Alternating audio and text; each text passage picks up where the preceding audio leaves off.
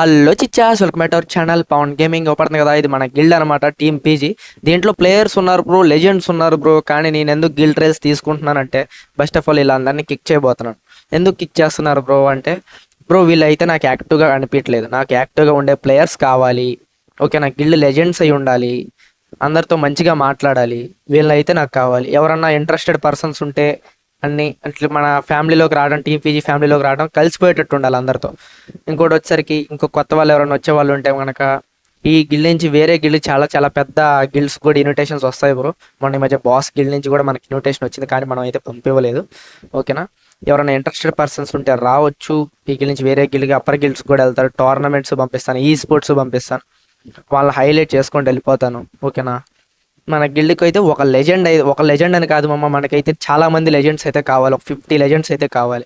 వీళ్ళు ఎవరైనా interested persons ఉంటే నాకు డిఎం చేయండి పవన్ గేమింగ్కి.